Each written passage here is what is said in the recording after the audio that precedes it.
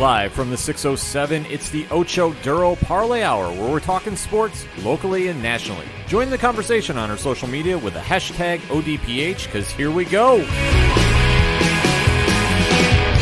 Instead of looking deep inside, every word I have to say, keep it simple. Welcome back for another edition of the ODPH podcast, better known as the Ocho Duro Parlay Hour. What is going on, everybody? My name is Kanem. Joining me for this illustrious show is the one and only Padawan J. Hello, hello, hello. And joining us in studio, it is your coach. It is my coach. It is the coach, Coach Duffy. Hello, everybody. If I seem a little distracted, it is because there's PLL playoffs on right now that I'm watching. Yes. But I am here. He is here in spirit. He is here physically, mentally. Mentally might be in and out, but I'll do my best. We'll do it live. We do it live, and we do it each and every week for you, so definitely join in the conversation on social media. You can find all our social media links and so much more at OchoDuroParlayHour.com.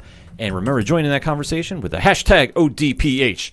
If we are talking sports, the biggest sports story of the week is the NBA is back in full swing. Yep. No more preseason per se. I kind of want to throw Friday into that, but we'll get to that. Oh, we'll definitely jump into that. So, basketball is back in swing.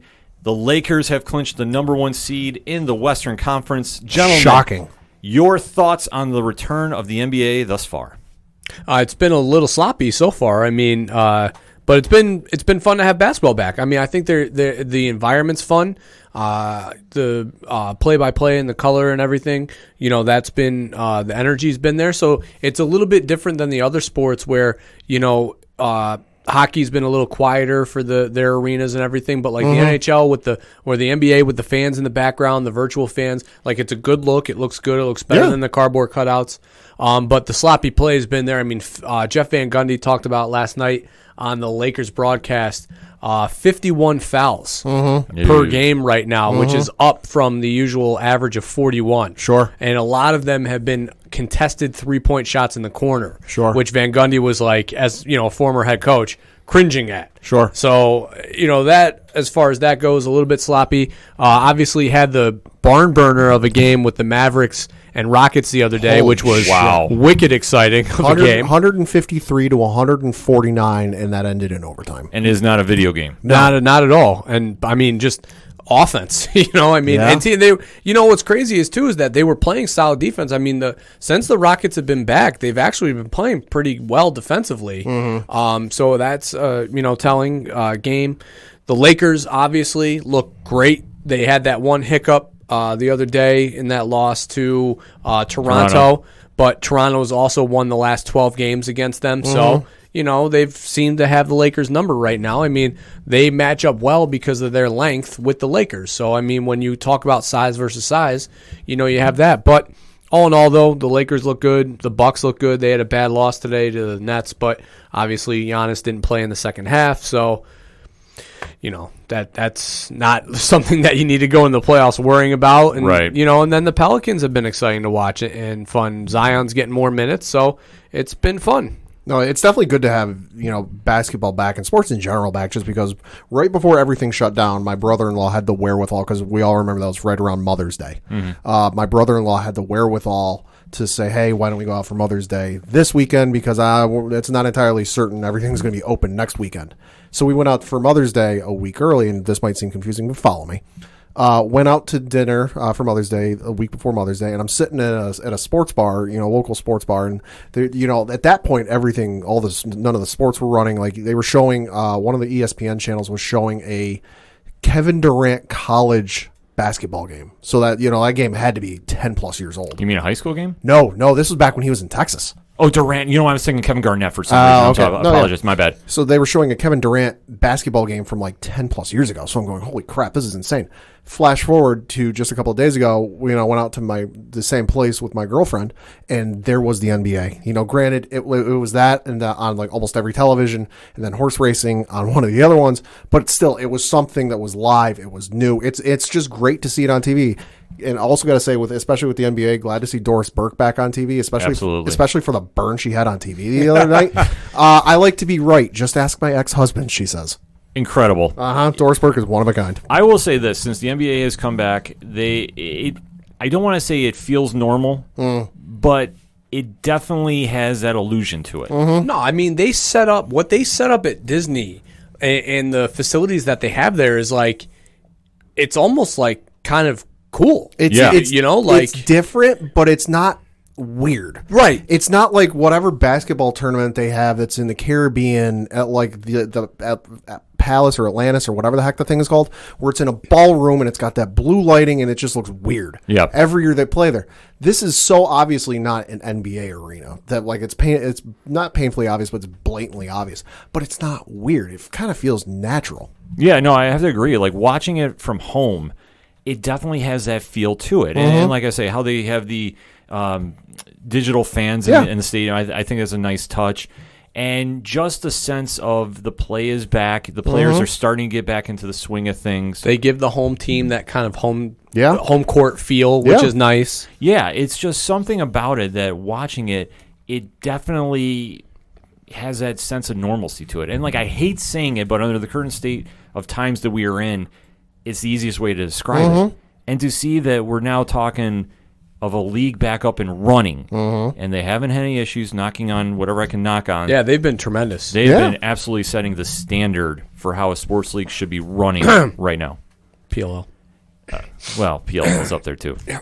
Okay. But I figure I got to give you your due when it comes. Yeah. No, just don't want you to forget. You know, they've been doing it too. You know, No, between the PLL, the NBA, and NHL, I mean, they've all been setting a very high standard of how to do this. I thought I saw somewhere the NBA has had 368 tests, players, organization, staffs, and everything, and not one positive. Yeah. Oh, that's good. awesome. I mean, and that's on the players. Yeah. Because they easily, I mean, Lou Williams, going to get his chicken wings and all that stuff, and all this all these other things, like, the accountability that they're holding themselves to. And I mean, obviously there are players who elected to stay home, which, is their choice, Absolutely. So it's fine. And then there's players who went who, may have also left, the bubble after being quarantined. I know Zion Williamson had some family things that he had to take care of during this, but he went home, took care of business. Didn't, come back with a positive test, so obviously outside of the bubble, they've been holding themselves accountable. So good on them, I mean, they're doing the things that they need to do to make sure that this goes off smoothly. Yeah, fully agree about that. And you can definitely tell when they're on the court, it's back to business. Like the COVID shadow that is looming overhead is gone. Sure. And is now back to basics. Let's get on the court. Let's play. And as a fan watching, it's so refreshing to see. Well, and I think part of that you got to attribute to just kind of the way things went down and how things cascaded, because we all know they were in the middle of their season and it just got stopped on a dime with, the outbreak and rushing around. And we all remember how crazy that night was. So I think that coupled with just some common sense on their part, kind of led to, hey, if we don't do this right, we saw what happened, the first time around where whatever the guy was, got it. Rudy Gobert? Gobert got it and then started touching all of the mics and everything else. They saw firsthand because, they're all friendly. They all chat, even though some more than others. They saw firsthand what will happen if we don't do what we need to with this pandemic. Yeah, absolutely. They've done things the right way, and now the story is shifting from, oh no, what are they going to do with COVID, is to, oh no, what are they going to do on the court? And now we're seeing some really great basketball, albeit if you were a fan of offense, not defense, like we touched upon. Lord. It seems like a video game at times. Well, yeah, that's the thing. Is Friday, it felt like we were watching a whole bunch of All-Star games. I forget the exact wording of but there was like some sort of record set for like the average points scored in the games or something. You can look it up on your own, but just suffice to say, of the 6 games that took place on Friday, the lowest score scored by a team was 112 of points, and that was from both Washington and Boston. Yeah. Well, I just think what you're seeing is fresh legs. Yeah, I agree. I mean, honestly, it's a little bit of that coupled with the fact that maybe the conserving energy on defense a little bit, might be a thing. One could say they're coming off of 4 months of load management. Yeah, a little bit. Very much. Sure. No, for sure. I mean, you can definitely you've seen it with LeBron that first game. Yeah. He was definitely playing with peak energy. Even last night against the Utah Jazz, he had that big block on Mike Conley. So you see that these guys are playing with more energy. Giannis was 2 for 3 from 3 today, and the other day against the Rockets had a step back 3. You know, I mean, this is Giannis, a guy who, you know, teams would leave open. You know, now is taking step back threes and hitting them. So that's, I mean, so these are the things, though, that these players have changed in order to be more efficient. You know, I mean, James Harden, the Rockets, obviously running that wide open set now, not limiting space and everything, and Harden's able to get it to the rim. Russell Westbrook has been shooting at a higher clip too. So it's just these players are just being more efficient with the things that they're good at, and it's because of the fact that they've had this time off. No, I fully agree with that. And you can definitely tell when you look at the standings right now, too. Yeah. I mean, they're huge. Pat, you got them in front of you? Yeah, so as we record, Milwaukee in the Eastern Conference, Milwaukee is still in first place. You've got Toronto in second place. Boston, Miami, and Indiana are in 3, 4, and 5, respectively. Then you've got the Philadelphia 76ers in the sixth place. And then Orlando, Brooklyn, and Washington still fighting for that last spot. And then on the flip side to the Western Conference, the Lakers are in first place and have clinched, as we mentioned. Second, third, and fourth are the Clippers, Nuggets, and Rockets. Fifth, sixth, and seventh, you have the Jazz, Thunder, and Mavericks. And then you've got the Grizzlies, Trailblazers, Spurs, Pelicans, Kings, and Suns still going in that order. Any big surprises so far that would you say on the court? I mean, honestly, for the East, just the fact that there's so limited teams that were able to still be invited to the bubble because they weren't within the 4 games, that you're going to see an abysmal, pathetic, if I may, Nets team. Sure. I mean, this Nets team today played without LeVert, played without Jared Allen, and played without Joe Harris. You know, obviously, all right, they upset the Bucks, but they didn't, again, have Giannis in the second half. Right. So, you know, right. Calm down.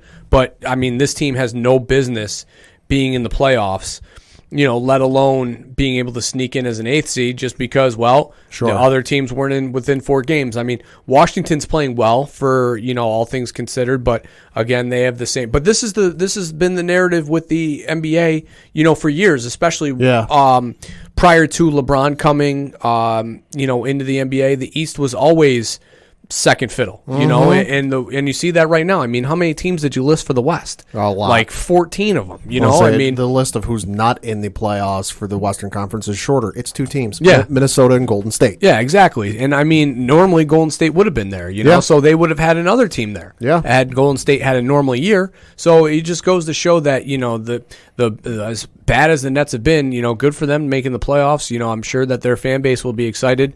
Whatever their fan base is, you know, these Knicks fans that jumped off the bandwagon. But at the end of the day, it's tough. It's just frustrating, you know, being a Knicks fan, just seeing that the fact that this bad Brooklyn team is there, you know. I will have something that will cheer you up, though. Uh-oh. A friend of our show here, Mike Francesca. Okay. First time, long time. First time, long time. Tweeted out, can't make a big deal about the Nets upset when the Bucks were seriously restricting minutes. Salute to you, sir. He gets it. He gets it. No, and then, I mean, as far as the West goes, it's wicked exciting. I mean, the West is, you know, going to come down to the final days here of of what's left of the playoffs. And, I mean, it's anybody's game. I mean, literally, Houston could go from the 6th seed that they are right now up to the 3rd seed. Or they could fall all the way to 8th. I mean, it's all just it's such a imbalance of talent. And then, obviously, the top teams in the East got to feel comfortable. I mean, if I'm Milwaukee and I'm seeing that the Nets are our first-round series, I'm definitely, okay, Giannis, we don't need you to, and Eric Bledsoe just coming off of injury. I mean, he sat out the last 2 games with lower back issues. We don't need you to log these big minutes because we are going to take it to the Nets. You know, I mean, so I think that's kind of the surprising thing, and it's frustrating as a Knicks fan not being able to see them play, and I've said it a million times, and I'll probably say it a million fucking more. I'm not happy that the Knicks aren't there, but I am excited to see where this goes, though, because I would love to see Memphis in the playoffs. I would love to see the Pelicans sneak in there. You know, these are the things that I'm excited about. Yeah, upsets like, you know, Brooklyn beating Milwaukee, on paper it's like, oh, sure, it's surprising. But I think the other thing we got to remember is, these guys are in the middle of the season, but they also haven't played together for like 4 months. Yeah. And I'm sorry, no amount of practice or scrimmage games is any real substitute for playing an actual live game. So you're going to see games like this where a surprise team beats a team that should have just steamrolled them. It's to be expected. I mean, unless it's the Lakers, because they're clicking. I mean, J.R. Smith looks like he's been on that roster from training camp on. Yeah, you know? I was going to say the biggest surprises or takeaways from the early week thus far. One, Toronto playing at such a high level. Not that we, watching them throughout the season, didn't really think they were going to carry it, but they are really setting a good tempo that if I'm Milwaukee or one of the higher seeds that are in the 1 through 4 spot, I don't want to face them in a deep round. No, I mean, Siakam versus Giannis is not a matchup that Milwaukee wants to see. Right. Because, I mean, Siakam's going to be able to lock him down. I mean, that's what he does defensively. He's just long and tall and can give, he'd be able to give Giannis problems. Yeah, fully agree. So Toronto really coming out and having that statement win over the Lakers was huge. Absolutely huge. And I think a lot of people might have thought, okay, well, they came off such an emotional high beating the Clippers. I don't think so. I think Toronto can really hang with the Lakers. And I think that if that is your finals, that's going to be a fun series too. Yeah. But still a lot more basketball to be played in between then. But coming out of the West, though, I think the other big story was the Lakers and how sharp they came right out Game 1 against the Clippers. LeBron looked like a man possessed. Anthony Davis is really making a strong case for an MVP-type run. And just how they sealed the deal to clinch to get the number 1 seed, Anthony Davis had, 42 points? Yeah, and I think like 14 rebounds. Yeah, some absurd stat line. They're looking like the team to beat. And I know we were saying the Clippers, too. That's your 1-2. But you can't sleep on Houston either. That was one of the bigger surprises, how they've come back. Yeah, because, I mean, that game they had against Milwaukee, Yeah. I mean, James Harden was covering Giannis down the stretch. And for as much shit as he gets for playing defense, maybe a little lackadaisical. Yeah. I mean, he was the go-to defender, not PJ Tucker, on Giannis down the stretch. Yeah, that was such a wild thing to see because if you know anything about James Harden and the Mike D'Antoni-led Houston Rockets or any Mike D'Antoni-led team, they are not known for defense. No. Hey, I mean, listen. Hand goes up maybe. Yeah, but I mean, it's not that they're not known for defense. It's just his emphasis is on, the time of, his possessions. Yeah. More possessions equals more points, I mean, so when you talk about that from an efficiency standpoint, that makes sense, it definitely does. But just to see how they've really stepped their game up. And I'm very surprised and happily surprised as a fan to see this because with Houston, you really weren't sure what we were going to get. I love watching the small ball. Yeah. I love it. It's great. It's crazy. I mean, no, this has been so much fun to watch. And like you say, I mean, this is not something for any defensive purists by any means. Any of the games. No, I mean, no. I love the fact that they just say, you know what, we've got 5 on the court versus your 5, and it's true positionless basketball. They switch on every pick. They switch on every screen. And it creates matchups where maybe James Harden starts out covering Eric Bledsoe, and all of a sudden, Houston runs a pick and roll. They don't fight to hedge the screen or fight over or fight under it. They're just going to switch. Yeah. And all right, that might create defensive matchups that, there's some mismatchups, but at the same time, it almost creates an advantage because now they don't have to try to fight over the screen where a guy might get caught and give up an easy pick and roll basket. That's the reason for the switch, Right. Yeah, no, it definitely is. So much fun from the basketball season thus far. Until they run into Denver, and then they run against that big lineup where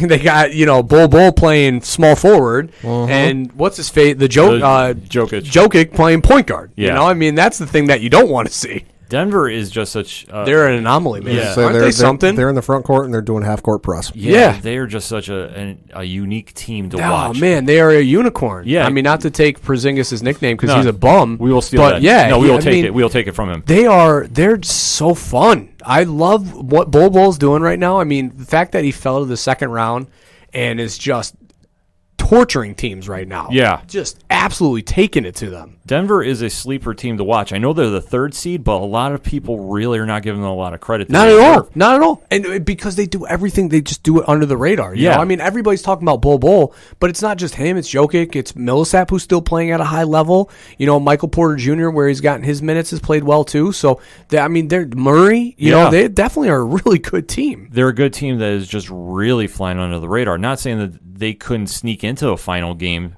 With the Western for sure. Conference, They definitely could. Just nobody's really talking about it. I mean, everybody's so focused on the Lakers because they're coming in just playing at such a dominant level right now. Well, and that's the storyline. You have to because they have LeBron. Oh, absolutely. But to really forget about the other teams in the West. I mean, this is why, love it or hate it, there was 13 teams invited to the dance for the Western Conference. I mean, it's kind of crazy to think that amount. But even your last place AC that you're having the fight between Memphis, Portland, San Antonio, the Pelicans, Sacramento, and Phoenix. I mean, on paper, one team is going to stand out above the rest, but still, the 6 of them fighting for that last spot is going to be a real good storyline. Meanwhile, in the East, you've got the Wizards. Yeah. Yeah. Yeah. Which, I mean, you can just hit the snooze alarm for that one. I mean, that's why I say the Eastern Conference is so weak in comparison.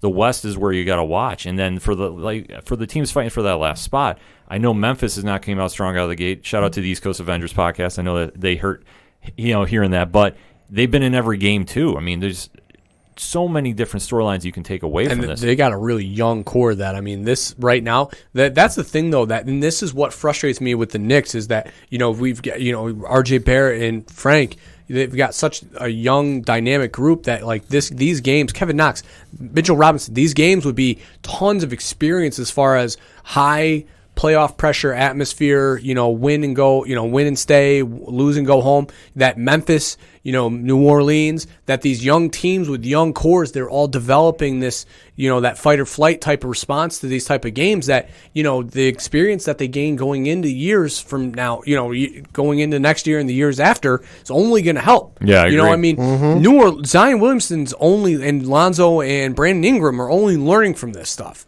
To the point where if I'm the Knicks and I'm watching Brandon Ingram play and I know he's a restricted free agent, I'm tossing him the max. Yeah. Well, you have to think about that the teams sitting home are watching how these teams are playing right now. And when it comes to the offseason, I mean, honestly, in this case, I hate saying it, but whenever that is, they're going to be really eyeing who's stepping their games up. Sure. And for a team like the Knicks, who definitely are going to be making some moves, I'm not saying that just being a fan, but when you have a new head coach in there, a new front office that has really made some big moves this offseason, that is one big area they're going to try finding. Now, are they going to land a max contract for a superstar, or are they going to just really be careful with their money this season? That's another storyline we're going to have. I mean, at the minimum, I just toss the max at Ingram and force New Orleans to match it. Yeah. That's what I'm saying. Like, you got to at least force their hand because Ingram's earning a max contract, and it's like we said a year and a half ago when that trade originally went down. Him separating from LeBron is going to be the best thing that happened in his career because he's going to be able to flourish. And not to mention the leadership that they have with JJ Redick, and then Jay Morant, being able to, lead a team into the playoffs. Yeah. This is invaluable as far as experience goes. Oh, fully agree. So frustrating. Oh man, it's frustrating to see when your team's outside looking in, and granted, like how they set this up. It's a little. I mean, puzzling. these are minutes that RJ Barrett is being robbed right now, and the fact that they're not going to give the other 8 teams the practice bubble, letting them work on their stuff, is even more. I know I'm going on a fucking tangent, but I'm sorry, I'm a Knicks fan, so it is what it is.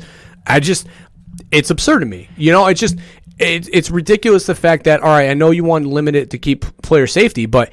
These other teams are at a huge competitive disadvantage. Oh, I agree with you. Huge. That would be like, okay, in college football, the SEC says, you know what, because what's going, and sorry, this is what's going on in the world. So because the South opened up earlier, okay, the southern states, the Floridas, the Alabamas, and everything, that'd be like the SEC saying, all right, well, because those states are open, we're going to allow our college teams to be able to, have their early enrollment so they can have all this extra practice time. But then you've got, like the New York schools, New Jersey schools. Oh, no, we're not going to allow you to enroll early because we have restrictions, right? So now Syracuse and all those schools behind. Meanwhile, the SEC has this an additional 2 weeks of practice and everything. It's just the competitive imbalance is absurd. The imbalance is absurd, though, I fully get your point too, because in college football and how they're set up. Right, I'm just giving it a perspective because some people won't get what I'm trying to say. Like, it's just the. Okay, I know Barrett played 3/4 of the season. However, the stuff that they're doing in Disney matters. You can't get game experience by scrimmaging. You get game experience by playing games. No, I fully agree with you. I mean, it's tough to compare, but I see your point though, because with how college football is and compared to the NBA and how they've set up, I mean, it's almost apples to oranges. It's still all produce, right? But the point is. Still all produce. Yeah, I mean, I like that. It is what it is. I mean, but it's as a Knicks fan, you if you're not just like, you don't get it, Oh, absolutely. But it's just one of those situations that the NBA at the time felt they made the right decision. Sure. I do agree with you, though. I think the teams that are not involved should get a little practice time. Should get something. Or even let them set up up somewhere else and let them play like each they other. were going to, Yeah. but now they're not. Right, but I think what the NBA is just focused on is, okay, let's finish our season out, and then we'll regroup and then figure out what we're going to do for our next step. Yeah. Either way, we do have basketball back on the court. So let me ask this. Final thoughts on the first week of the NBA season, starting with Pat. A lot of fun. Can't wait to see where it goes from here. Coach? Good highs, not many lows. Stop fouling corner threes, and stay healthy. It's been a fun return. Thank you, NBA. Give us some more highlights. And I cannot wait to see more LeBron and Anthony Davis on the court. What are you, a fucking Lakers fan now?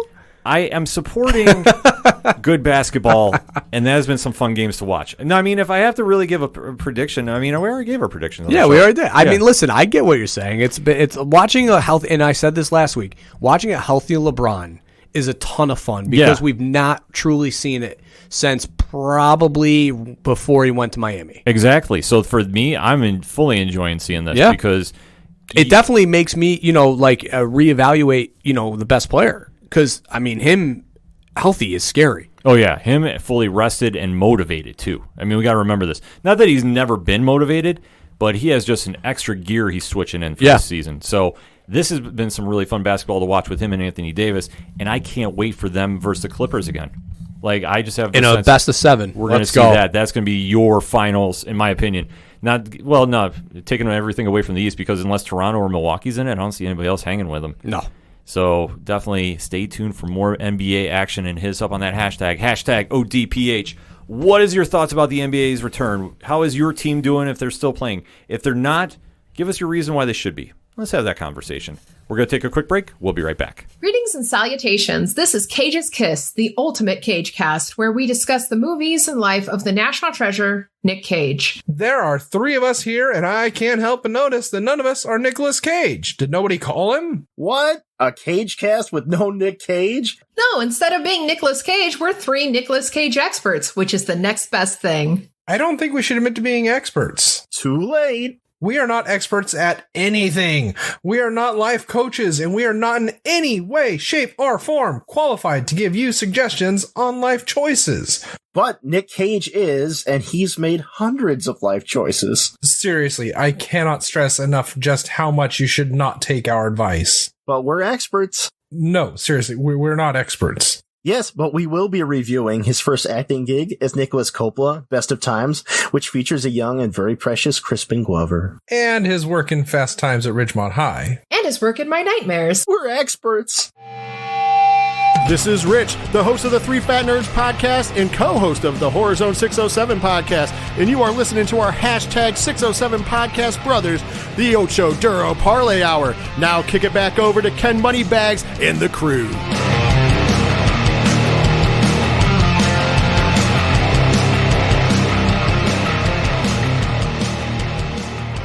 Coming back for segment number 2 on this edition of the ODPH podcast, and time to talk a little news around the NFL. Okay. And one of which has to do with one Odell Beckham Jr. Uh-oh. Now, this past week, he gave an interview story to the Wall Street Journal that was published on Monday, and in it, he was talking about the current situation going on with COVID-19.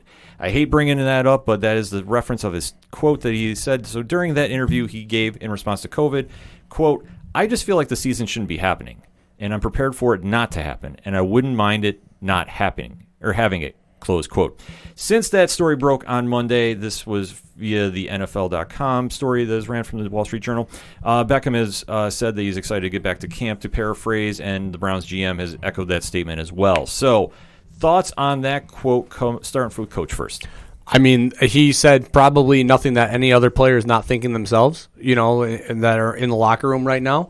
It's the unknown and unknowable that is the scariest part for these NFL players. I mean, you definitely got to think that they're watching Major League Baseball right now as far as teams travel and, visit different cities and the potential and the risk, that they're going to occur having to travel and go to these places that, there could be a potential case or potential spikes or whatever, as far as the population of that town and what they're doing and who they're around. So I understand and definitely think his concern is something that's adamant and real. They're facing real problems that, they're putting their lives on the line to go play a sport that we watch to do this travel and stuff. And, when you see, Major League Baseball just go and just cancel games and then test, and then, if it comes back clean, then great, they're able to resume. But, with the NFL, you can't just do that. Right.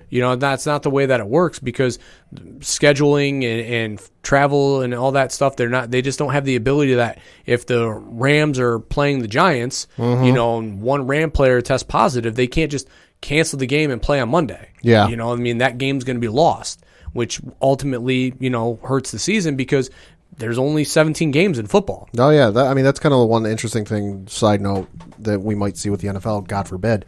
Major League Baseball, you've had several teams, the Marlins, Phillies, the Cardinals, who all now have to make a boatload of games. Mm-hmm. But the luxury with Major League Baseball is they and the Players Association have come to the agreement that, okay, we're going to do 7-inning doubleheaders, and not day-night doubleheaders. The Yankees are playing a doubleheader. I want to say it's Thursday, or it's some time coming up in the next few days, where it's Thursday in Philly, where game 1 is going to start at like 4:05 or something like that. They'll play game 1 as the home team because scheduling and whatever.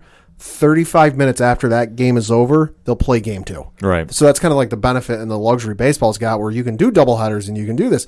Football doesn't have that luxury. So, heaven forbid, God forbid, something happens to one of these NFL teams in the similar vein as the Marlins or the Cardinals, because Lord knows what's going to happen. Getting back to OBJ, I understand why he said what he said. Like Coach said, out of an abundance of fear. I don't know if a lot of the players knew. We as fans don't know a lot of the protocols that are in place and what they're doing. Who knows if he, because he did give this interview 2 weeks ago, so at the time he didn't know, he might not have known and might have been real afraid, because this wasn't the first time he said something similar to this. He had a roundtable discussion on his YouTube channel with Todd Gurley, Cam Newton, and Victor Cruz, where he said, quote, "We're in a place where people are really being affected. Economy is being affected. People are dying. Numbers are spiking. The bleep is real. Yet they're trying to make football happen with everything going on. What does that say about our country that football is that important?" Close quote. So not the first time he's had these thoughts.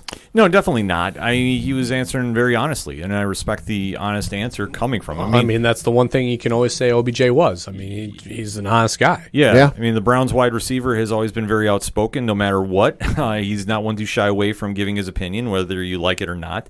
And this one was very telling, and from what we've heard back from the Browns organization, and I know their GM, Andrew Berry, was answering back in the kind of paraphrase, they've addressed the concerns that Odell had, and Odell was tweeted out being at Browns camp training. So yeah, he has been according to ESPN.com, he's been a full participant in the Browns C19 intake tests, and he's been practicing with them. So I think that's the frustrating thing, that, the Browns had to go. And, he didn't say anything that was, apolitical or be, insensitive. He was just a guy who said, hey, I've got concerns in regards to what's going on around the world, and I have a grasp on the fact that this is very real, and I'm troubled. It's no different than what a lot of the other players a couple of weeks ago, like Drew Brees and everybody else, said. Just it was a little more blunt. Yeah, and so for the Browns to have to feel like they need to save face and come out with a press release of their own, no, you don't need to do that. Yeah, all right. Our player has a concern. What their press release should have been was, our player has a concern. We understand and respect his concern, and we are doing everything on our power with the NFL to make sure that our players are safe. Yeah, and that's all you needed to say. Well, I think that what they wanted to make sure is just to calm the fears of the other players on the team and other players around the league, that, hey, it's safe to come here and play in Cleveland. And I understand that, because obviously being in the C19 era, you hear a lot on social media. You hear a lot on wherever you turn.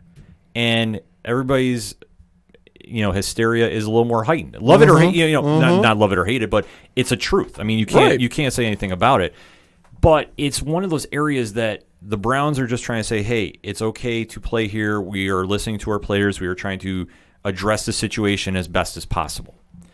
So that's, I just say that though. Yeah, just say that. Don't do the political correct safe face statement. Address the fact that your player came out and said something, and understand that it's okay to have humbleness isn't the right word, but a sense of care. That your player is the one, that these are real risks that they're taking on, Yeah. So address it, say that we're going to take care of it and make our players safe, and that's all you need to say, Well, I just that's where I'm coming from. I mean, no, absolutely. I respect the hell out of the fact that, because, you're going to have other guys who take the other stance, like Tom Brady, who's like gung-ho and ready to go, and, that's always been Tom Brady's character, and that's fine. Yeah. But the fact that OBJ came out on the other side, let that happen. Let the fact that your player has a concern be his opinion, and not try to save face just because one player comes out and says something that Americans are dealing with. Yeah. And listen, as far as the second comment that he had before that about football, the distraction's welcomed. Just so you know, Odell. Listen, you're not taking away from anything. Yeah. Go play football if you want to. We'll welcome you. Oh, yeah, absolutely. There's nothing to worry about there. Yeah. The distraction's cool. No, I mean, obviously for the NFL, they're watching what is going on with baseball right now, because their season is going to be very parallel to them, of how when they go to do travel throughout the states, how are they going to be maintaining health concerns? How are they going to make sure that there's not an outbreak? And not to cast any shade on MLB, but obviously the situations going on with Miami, the situations that are going on with the Cardinals, there has been a lot more outbreaks of C19. I mean, and that's an honest statement. Right. There's been outbreaks of C19, but at the same token, like, they've been pretty stat quo for, Marlins are resuming tonight. There was a slight delay. Should have been playing already, but they're resuming tonight. Philly resumed last night. I think in those instances, and this is, again, same instance you're going to see with the NFL. You're relying on people to stay vigilant, stay faithful to what you need to do, but it's on a much tighter rope. Yeah. Because, like I said, NFL doesn't have the luxury baseball does, where we can play double headers. They really can't. And yeah, there's an abundance of guys, you might be able to sign and bring in, much like baseball and with the minor leagues and everything else. But, like, I just feel like it's a much tighter rope to walk than even baseball has. Oh, I agree with you, because of how absolutely. the schedule is structured. There is no room for error. Because there's a big difference, say, between baseball, where, okay, you're missing your starting second baseman because he tested positive, but, oh, hey, we got this really high-rated prospect at our alternate training facility we can just bring in, compared to football, where if you've got a Pro Bowl, whatever accolades you want to throw on the guy, starting left tackle that goes out with it, and all of a sudden you're bringing in some other guy who's not exactly on his level. Right. Well, that's going to be the dilemma a lot of teams are going to have, because this will actually segue to another point I was going to bring up. I believe it was reported that Thursday, 3 p.m., is the deadline to declare yourself inactive for COVID reasons. Yes. And I'm in training right now to sign as one of the replacement players. Yeah, I know. There Coach you go. Duffy has his LinkedIn ready to go. He's got his tweets, video package. I'm ready to be the new what was that Philadelphia movie? Invincible. Yeah, I'm ready for that. Well, Vince Papale too over here. Thank you. Well, the question is now, do we see more players taking advantage of leaving by Thursday? Or? I think the players are pissed. Yeah. Well, so here's the thing that I read that in regards to that is that the NFL, the teams, okay, not the players, the teams are concerned because they're seeing guys who have leverage in contracts being able to take that the hiatus for this year and take advantage of the deals that they're sitting on right now. So not to say that the players are doing that, but that's the fear that the NFL teams and owners and general managers have. Yeah. Because guys who have maybe 1-year deals, because they haven't addressed how they're handling these years off, like what they're going to do. So they're seeing guys that maybe have 1 year left take the guaranteed money and not get cut because they, coming out of camp, because they have their guarantees. If I'm not mistaken, if a player opts out for the year, they get put on basically a unable to perform list. PUP list, yeah. But it's the COVID list, and basically if you have a 1 year left on your deal, the money and everything just gets deferred to the next year. Well, yeah, but they have their guarantees that are being met, though. That's the thing. Yeah. So that's what some of these players on 1 year deals are taking, and guys who are potentially get cut, especially the ones that on the bubble, they're going and opting to take the sit lit, go on the COVID list, not get cut and get their guarantees. Yeah. So that's what some of the team's aspect of concerns are. For the players, I would be mad as hell too that they would create a deadline, because you're not in camp yet. Yeah. You're not anywhere near the season, and now you're being told, hey, you have till Thursday of August 6th to make your decision before even camp starts. Yeah, and Patriots safety and longtime captain Devin McCourty ripped the NFL on this on Sunday. He said, quote, "I think it's an absolute joke that the NFL is changing the opt-out period, mainly because they don't want to continue to see guys opt out. I'm sure they're shocked about how many guys have opted out. I think it's terrible. I think it's BS that the league has changed that date," close quote.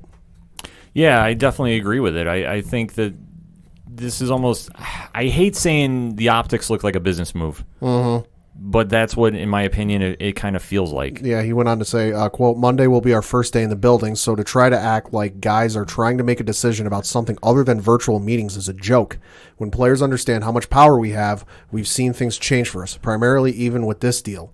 With the COVID-19 and trying to get everything back, we saw some of that strength. Hopefully we'll see how everything turns out come Wednesday, but if it ends up being the deadline, I support guys no matter what they decide, but I'm still out here having fun and figuring things out, so we'll see how we go," close quote.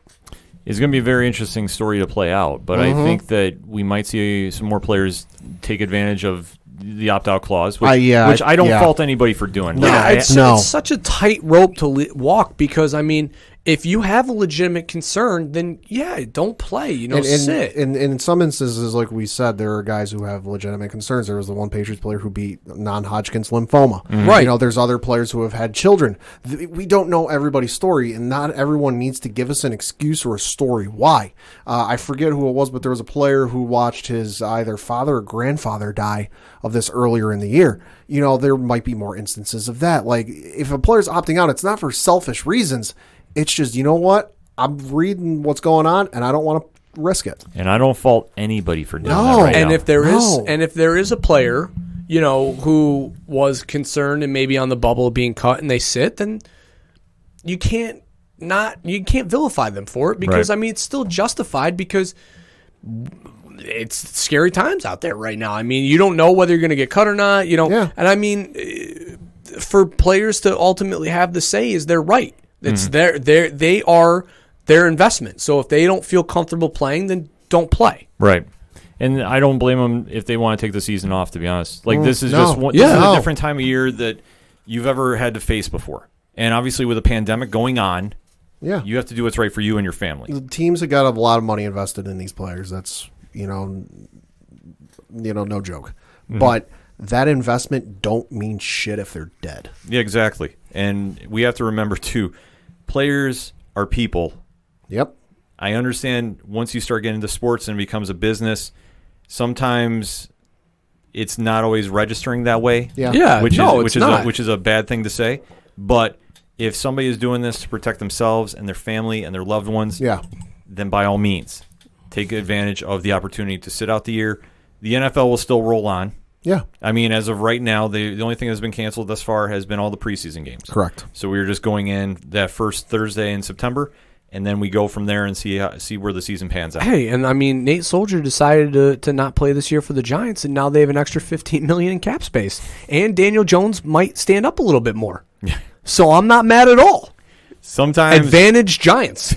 Sometimes I kid. No, Nate, you made the right decision. I mean, listen, if they make the deadline Thursday and these players don't feel comfortable with that, then like, McCourty said, the players have the ultimate say. I mean, then don't report. I mean, it's that simple. It's that simple. Don't show up Monday, and then what is the NFL going to do? All right, we'll extend the deadline. Because to me, if I was a player, I would really want the deadline after the first maybe week or two of camp.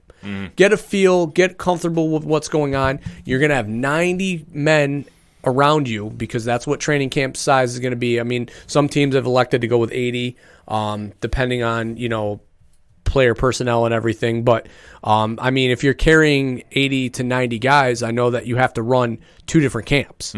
So, I mean, logistically, if you're, a player who's not comfortable with that, then you should be able to decide that after camp starts. Yeah, absolutely. Not before, not knowing what your team's planning on doing. No, I fully agree with that. So we are going to have to wait and see what happens with this deadline, but that's going to be the big NFL storyline going in through this weekend. But the NFL was upstaged a little bit by one of the most shocking announcements of all of 2020. No. Pad Do you have the story? Yeah, so out of nowhere yesterday, it was announced that Dwayne Johnson and a bunch of others purchased the XFL for $15 million. And my first reaction was, it's worth that much? Coach, your thoughts? Well, yeah, the story broke. Texted you guys. My jaw hit the floor in shock. 15 million seems like an awful lot with no players and no TV deal. Yeah. I know that The Rock, has a really good relationship with NBC. Similar to Vince too, who also has a good relationship with NBC. So it'll be interesting to see, if The Rock plays that card, to get a TV deal. It'll also be interesting to see where they take the league. Because like I was telling you guys, when we were talking about it after the text, I go, I really don't know what The Rock wants to do with it.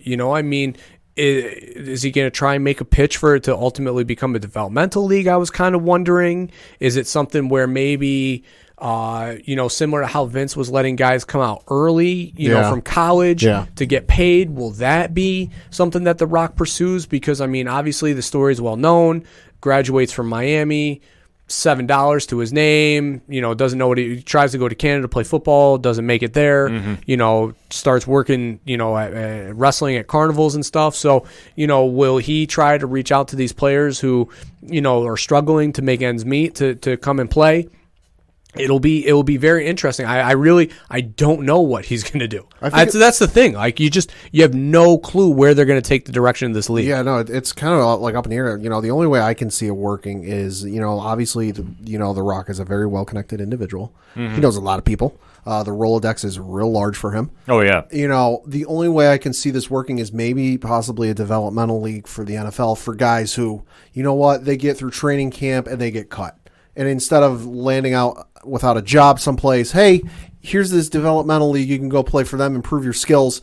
And on any given week, when you got a player who goes down injured, oh, hey, we can sign this guy from the XFL. The only other way I can see this working is, this is without knowing the back end stuff with when Vince was running things, with his connected is he has maybe get some more NFL former heads working on it. If there's anybody from high end in the NFL office, former commissioners, former vice presidents or what have you that are not doing anything, that are willing to work with him, not on a permanent basis, but for a couple of years, get it going, get it off the ground, and really say, hey, here's what we need to do. I think it could work. To think of the history of the XFL and the hybrid of Vince McMahon trying to bring football back to quote-unquote greatness. Shout out to He Hate Me. Yes. It has been a very weird ride, to say the least. Yeah. You can go through the backlog of the original season that happened in 2000.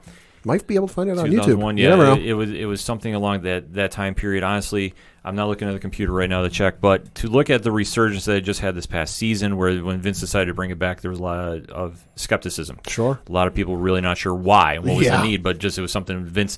Knowing Vince McMahon, he doesn't want to let anything go. He's always been known to make a success of whatever he tries doing. Obviously, the XFL had to shut down.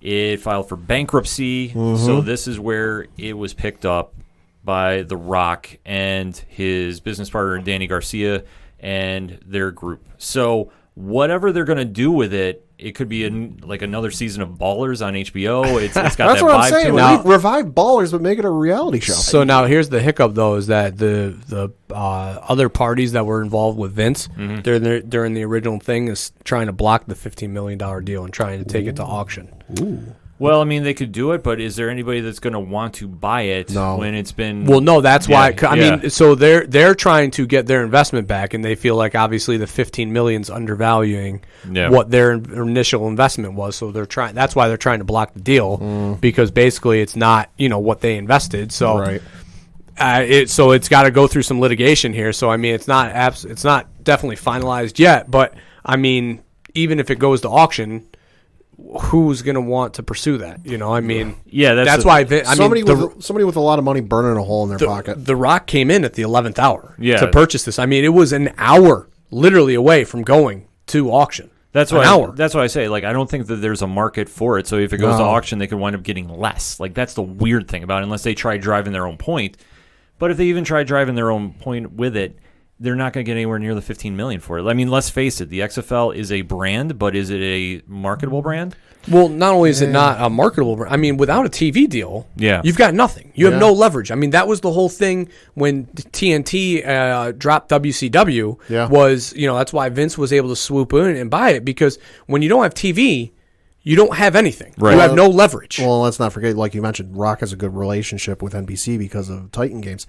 Rock's got a good relationship with anybody willing to listen because of his status in the last few years at the box office. The man equals money. That's prints it. So I mean, it will be interesting to see what he does with it, because I mean, you don't know, right? Like you really don't know. With Vince, you had the idea. All right, from the previous incarnation of the XFL, you had an idea of what Vince was going to do. I mean, you don't. The other thing is that you don't spend $15 million on something to just hold its catalog. No, right? You know what I mean? Like this isn't just a play to keep the games and the roster or the logos and the trademarks in your back pocket. This is something that you try to work with. No, and I think if he can work with Roger Goodell and some of the people at NFL, I think you can really make a developmental league work, because there's a lot of guys on practice squad, but let's be honest, how good are your skills getting when you're on the practice squad? I don't understand how it doesn't work. I don't understand how there isn't a developmental league for the NFL. So you can take these guys who, like we said,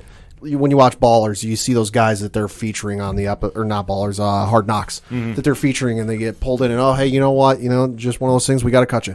Instead of getting signed to some other practice squad, hey, go to this developmental league where you could end up signed 2 weeks later. And I mean, the thing is when you try to pitch it as a developmental league, when you have, third string backup quarterback from Montana as a starter, in your league, it's not trying to bill him as being a premier quarterback. You're billing him as, this is a guy who's trying to rise the ranks and get on a roster. And that makes a hell of a lot more sense than trying to pitch him as being an elite quarterback. Yeah. I mean, you watch the show that's on Netflix, the JUCO show, Last Chance U, and you see that, I mean, there are football players across America that would die to try to get a spot on any sort of roster. Yeah. So, I mean, there's an abundance of football players that, you've got 17 different levels of Major League Baseball. You've got 3 different levels of the NHL. The NBA just recently developed, has the D League, now the G League. So you have leagues that have, these people that are still pursuing and trying to get to the elite level. That the NFL, it's like, all right, once you graduate college, you don't get drafted, you don't get picked up on a practice squad, you're done. And part of the reason I love going to minor league baseball games is, besides the fact I like baseball, is you never know who you're going to see play at your minor league baseball park that will end up on the majors. One famously, baseball fans will know, Daniel Murphy used to play here in Binghamton for the Mets. Went to a game with my dad on like a Thursday or something like that, watched him play. 4 or 5 days later on Sunday, I'm flipping channels. I flip by the Mets game and I hear Daniel Murphy with the left in the left field. I'm like, wait a minute, he was just down here 4 days ago. There are enough football nuts that would watch the XFL if it were a developmental league, and I'm sure there are even more nuts who would watch it saying, "Oh, I might be seeing the next great quarterback, the next great wide receiver." Dude, I mean, Meta World Peace just played in the ABA. Yeah, these guys are going places to play. Well, this is the one question you have to ask though, because we've seen other leagues start. Like I said, the XFL is coming 19 years. I'm looking this up now. 19 years after their first season. So obviously the 2020 season they had was 2001. So obviously 2 failed experiments there. Yeah. We also had the Alliance for American Football. Yeah. For 1 half season, and then that failed too. So to bring back, that was a half-assed attempt, though. Well, there's some shady stuff behind the scenes. There was a lot of stuff going on there. There's a lot of, we'll just say, moving parts, to put it mildly. But to bring a developmental league to the NFL, and I think The Rock is smart enough to see this, and I know that he's not going to try creating a league to go head-to-head. No. He's seen that, and that don't work. Right. Yeah. I think that this has a lot of potential. It just depends on what he wants to define as his potential. Where is your ultimate vision if you get this? You have to get on TV. You have to get the right people involved, and you got to find a spot. That's the other thing that you struggle with, is that spring football, as much as I would love to see it, because I did watch the XFL, just doesn't work. Right. Sure. There's too much. Sure. It's an oversaturation. Sure. You flip it to the fall, though, It's the same problem. Yeah. Sure. Because you can't play Saturday nights. Right. You can't play Sundays. Yep. Sure. You can't play Mondays. And for some places with some regions, you can't play Thursday or Friday. Sure. I mean, if you're an ACC, fan, you're not going to watch, New York versus Chicago of the XFL if North Carolina's playing Clemson on a Thursday night. Yeah. So that that's part of the problem is that you got to find a spot that it works, that you're not competing against college football, which has arguably the craziest fan base, and then the NFL, which arguably has the biggest fan base.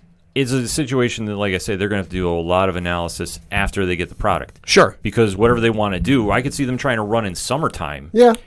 Yeah, but then it's hot. Shit. I agree with you, but where is the right time of year to run football? That's the thing. And It's a fall. No, you bring up Yeah. the perfect point, and that's the issue where it failed for Vince McMahon, and it failed when they tried doing spring with the other two leagues. Yep. Yeah. I mean, so where is your happy medium? This is something The Rock's going to have to figure out, and I don't know if they can work a deal out with the NFL, which I doubt, about them maybe being the sole show running on Thursday nights. That could be something. Because God. you know how much their players don't like playing on Thursday. They hate it, but you know how much Goodell loves that Thursday night game. But if there's some way to get some deal worked out with Goodell, and he's smart enough to know with The Rock on board, there's a lot of possibilities.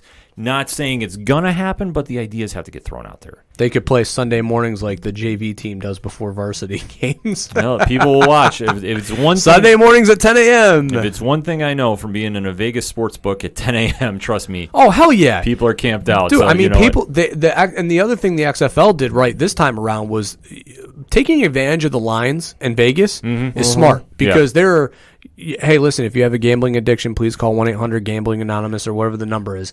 But there are people out there that just crave it. Oh, yeah. Oh, yeah. Like I said, there's a fan base for it. So, like I say, from going into any, casino, any sports bar, any establishment that is pro sports, there will be an audience. Oh, yeah. There always is. Yep. That's my point with that. So for The Rock, he'll definitely have a market for it. Obviously, he's going to bring a lot of attention to it because the biggest movie star in the world is now running a football league. I definitely don't. I would say that it's safe to assume you won't see it probably in the next 2 to 3 years. No. It might be year 4, year 5 that you start to see something rolling out. It all. I think he's gonna take his time. I don't think. First off, he's not. You don't need to be in a rush, right? Because you got it for $15 million. You basically just got it for a bargain, right? Secondly, you got to do your market research. Vince is not a sports guy. He's a business guy, right? Not a sports guy. But it also depends on how much he's been researching this prior to. I mean, there's good point. There are some had a lot of downtime the last 4 months. I mean, no, but with his true outside of singing Moana repeatedly to his daughter. But with as much Terramana plugs, yeah. But with as much downtime as he have, and as much as he has started to grow his production company and his other ventures, you have to figure that he has somebody else in his ear too.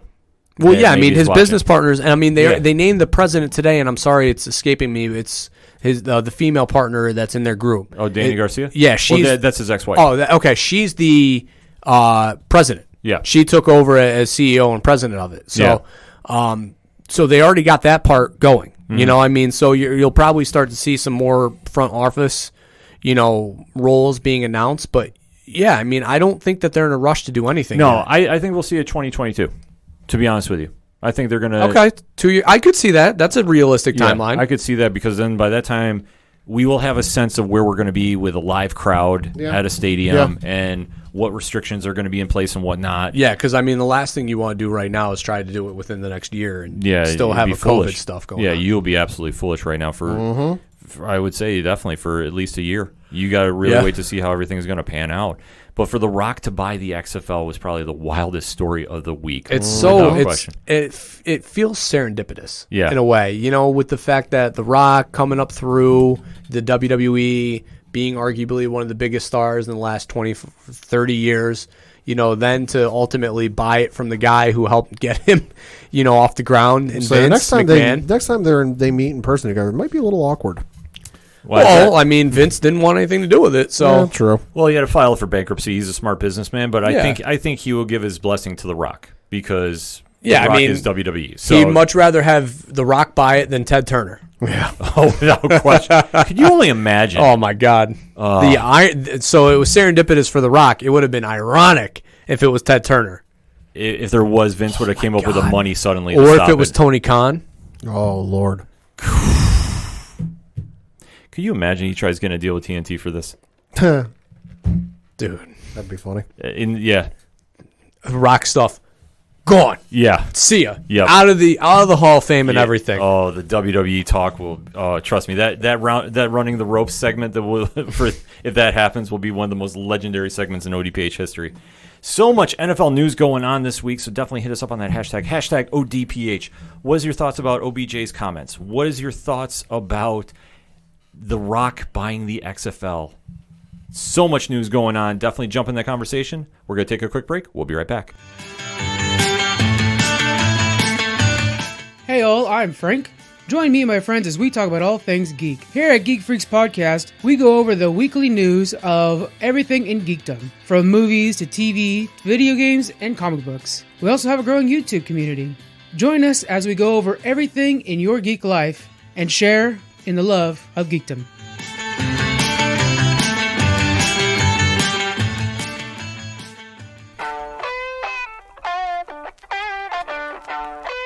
Hey, this is Brian Wolf from Fair City Fire. You are listening to ODPH, the greatest podcast in Binghamton. Woo!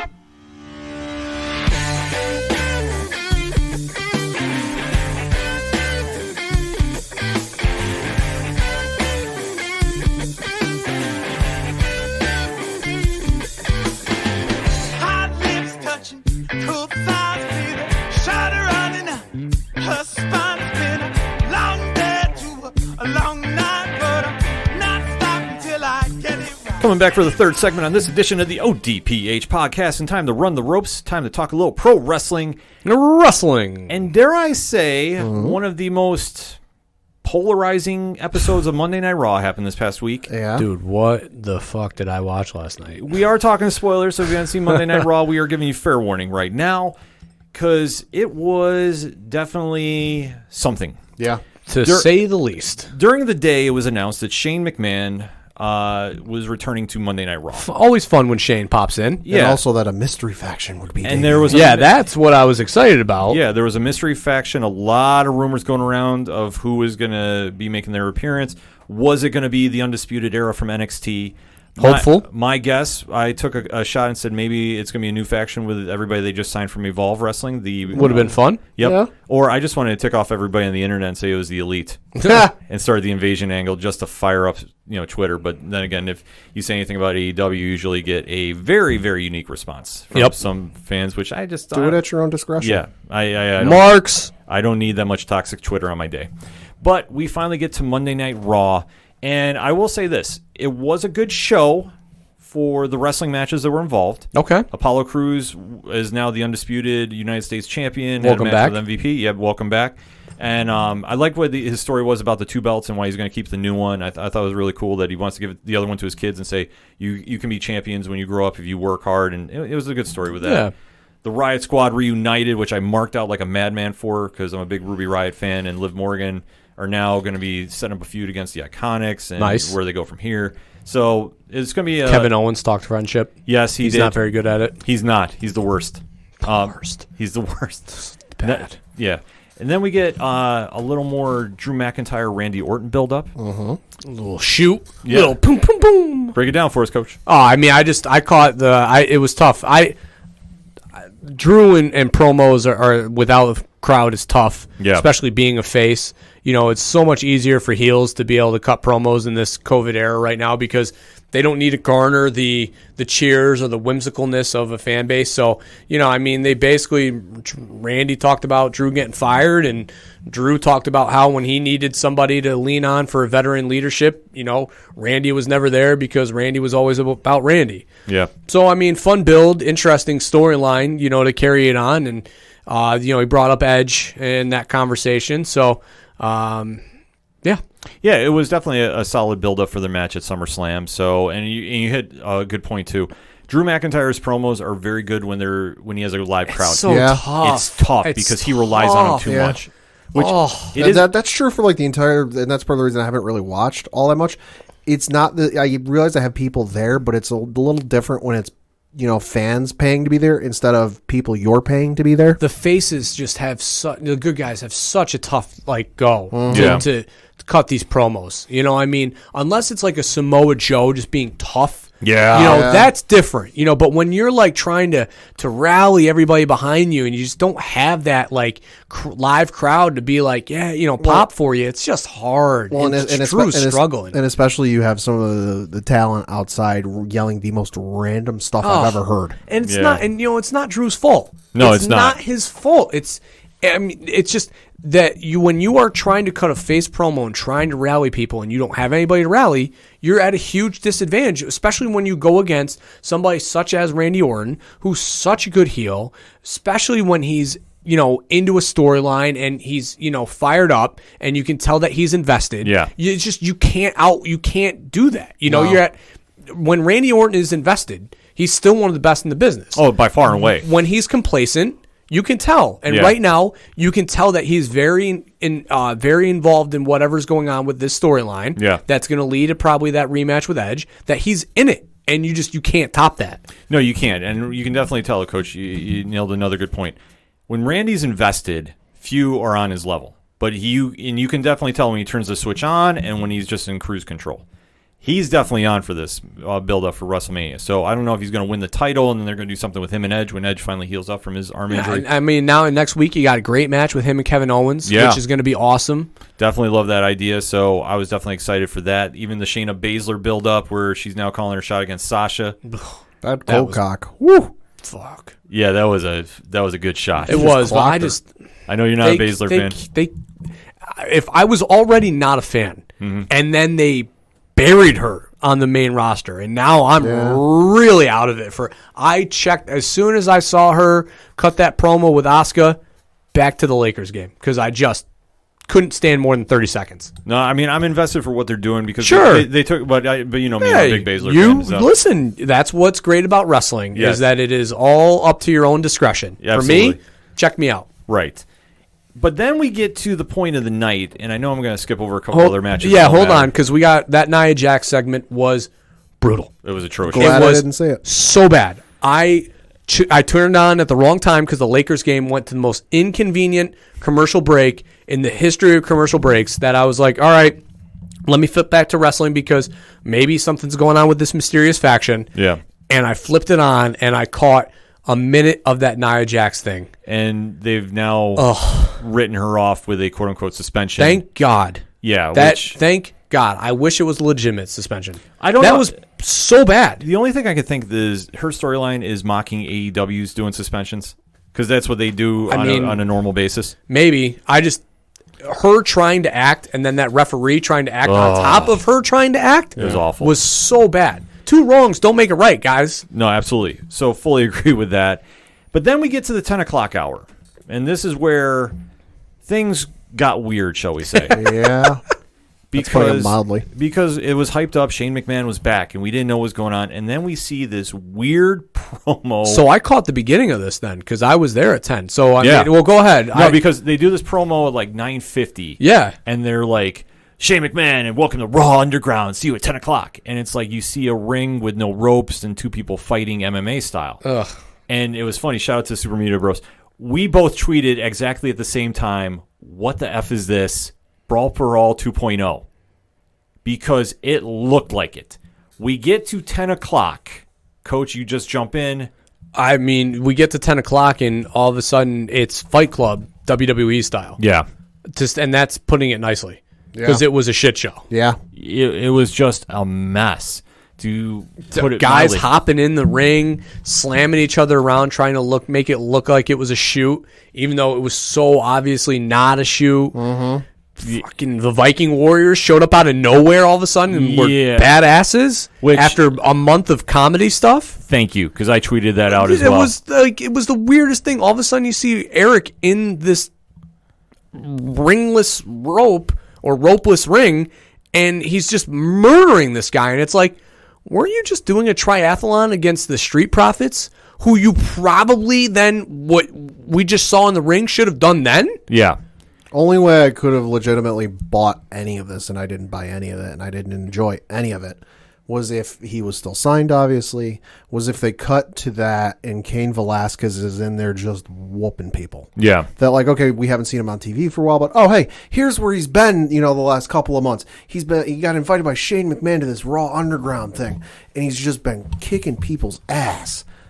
Because I'm sorry, these random jabronis that I don't know and are probably local talent that need something to do because everything's shut down. I don't know who you are. I don't care. And I'm sorry, it just looked weird and the vibe was weird and I don't know why they're doing it. Maybe they're trying to try and get some more fans in there because, the stigma, what's been the stigma for wrestling for years and years and years and probably until the end of time? It's scripted. It's fake. So what are you trying to do? Introduce this segment that can bring new people into watching by, hey, here's a segment that's not scripted, that it's off the rails. You never know what's going to happen. I'm sorry. It still looks scripted. And Shane was awkward. Yeah. During it. Shane was wicked weird. Like whoa. Stop. You got him. Like that was just. I think he was trying to portray a part of himself that wasn't a McMahon, that he was just trying to be himself, and it just came off really weird. Well, awkward. The only time I've seen him try doing this is when he originally came to the WWE with the Mean Street Posse and was trying to be all like hip and cool. Yeah. And then we get to this Fight Club atmosphere. I know we were getting a lot of Twitter feedback. People were saying it was a shot at Josh Barnett's Bloodsport wrestling show he does. No, maybe. Which I just took it as... No, because that actually looks badass. Yeah, if you ever get a chance to watch Barnett's Bloodsport, I would highly recommend it. It's a good time. Yep. This was not. This was just like, okay, what are we doing? You utilize it on Raw when, meanwhile, you've got Thatcher and Riddle stashed away on 2 other shows that this would have been much better off using. Mm-hmm. That would have utilized those two's talent. Well, that's what I thought they were going to eventually lead up to. Like, you'd see Matt Riddle show up, or this is what they want to do for Brock. Or I would say if he gave a damn these days. Well, that's the thing. But if Brock just wanted something to do where he can come in, just hit somebody and then walk away. Now that you said it, I think it'd be real easy to convince him. Hey, Brock, we want to have you come in for a segment, not a wrestling match. It's kind of this underground, street fight thing we're doing. All you basically got to do is come in, whoop 15 guys in rapid succession, and you can leave. Yeah. How long is this going to take me? Maybe about a half hour. Or full day pay. Or what they could have done, which they didn't, they waited too long to do, was have Lashley and MVP and Shelton, who I don't think a lot of people realize what MVP has done during his time away from WWE, which has become damn near close to a black belt in jiu-jitsu. Mm-hmm. Well, I don't know exactly, but he's close. Yeah. And then that's the thing is the reports and rumors yesterday was that the taping was tumultuous, to say the least, for this episode of Raw, that things were very much up in the air and they were editing and rewriting things on the fly so much to the point that they didn't get to film everything they wanted to yesterday. Well, I'm just saying, I would have had these guys come in sooner because these are 3 legitimate, if you're talking badasses. Lashley fought an MMA fight. Yeah. You got a legit jiu-jitsu person in MVP, and then Shelton Benjamin was obviously an elite, college wrestler. So this would have been your opportunity to really let them go, and instead you wait to the closing segment to have them go off, and in an awkward way. I think what they were trying to do, and this is my interpretation of it, is they wanted to try to get something to get some media buzz, which it did, good or bad, buzz is buzz. And having the Hurt Business come in at the end and do the whole takeover and really establish that they were running the show. I'm wondering if they're going to try treating the 3rd hour like a separate show. Oh God, no. I hope not. I'm not saying I'm excited about this. No, but the vibe I got from it is everybody has been really going crazy about the ratings lately. Mm-hmm. And one thing we have to remember: Raw, good, bad, whatever week it is still drawing almost a 2 each week. Sure. Even at their lowest weeks, it's been a 1.6? I think the lowest was either that or 1.9. Right. Same thing with SmackDown. And if you take a look at the other programming on the USA Network and Fox on Friday nights, what is ranging that's even close to those ratings? Nothing. Right. So for everybody that's flipping out about the ratings, and the advertisers are going to leave. No, nobody's leaving because they're the number one shows. It's the dumbest thing because it's summer. Yeah. And wrestling always struggles in the summer. Oh, it always has. Monday's episode of Raw averaged 1.7 million viewers. Okay. Which is an increase from the 1.6 million they had last week. I mean, it's the summer. Like, right. It's always struggled. That's what they've talked about for years, is always how they get buzz going into SummerSlam. Yeah. You know what I mean? And now you're coupling the summer wrestling with COVID. Yeah. Like, there's a lot of factors that are going against them, but they're still drawing. Like, that's the takeaway. But it's so funny hearing people's reactions because everybody's saying, "Oh, this was such a last-ditch effort for WWE. They're going to go." Well, that's because Meltzer and the cronies, advertise it that way, and it's just not factual. Fully agree. It's just not. And I think for what they were trying to do is cause a big rating spike to see would an audience tune in for this and keep up with the cinematic formula. Like, for me watching it, I had flashbacks of Lucha Underground. Okay. Because of how they run their storylines. Fair. I was like, okay, this is kind of maybe a separate thing they're going to try doing. Like, I can't beat you on the main roster, but I'm going to go to Raw Underground and fight there and continue storylines there. Because for everybody they had involved there, I know they had a developmental talent there. Name escapes me. And then they had the Viking Raiders, like you touched upon. And then Dolph Ziggler, who they finally acknowledged about all his wrestling skill at Kent State, was really allowed to do some business until the Hurt Business showed up. And then they finally got a good chance to really show what they could do. And then where it's going to go for next week, that's going to be the more story, I think. Because this one, fans are talking about it. Good or bad, they're talking. It's trending on Twitter. It's trending on social media. So for Raw next week, how they follow this up, that's going to be the real true test of how this is coming across. First impressions, though, was not blown away. Bad. Was very bad, in my opinion. Pat, I think you agree, too? Yeah, absolutely terrible. And then their whole faction reveal was a joke, so too. frustrating. Yeah. I was like, I go and I work out at 5:30 in the morning, and I'm like, I know that I need to go to bed, but I was so intrigued by the fact that we might see the Undisputed Era on the main roster, as it's well-deserved, and about time that it happens, that I stayed up, and I got pulled in, and I got let down again, and again, and again.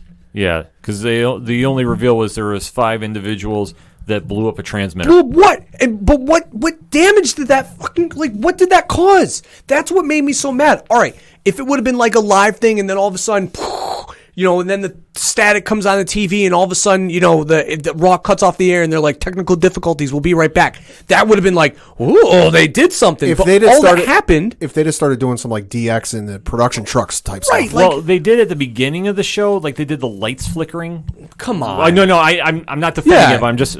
That's how they were trying to write him in. They did something, then I don't know if they were responsible for poisoning, quote unquote. Oh my God, we didn't even get to talk about that because that was stupid. Like that's not compelling. That is scary. I mean, like the fact that they were doing a retake of the Shawn Michaels incident, because that's what it reminded me of, and I know a few other people. I think Rich from 3FN pointed that out on Twitter.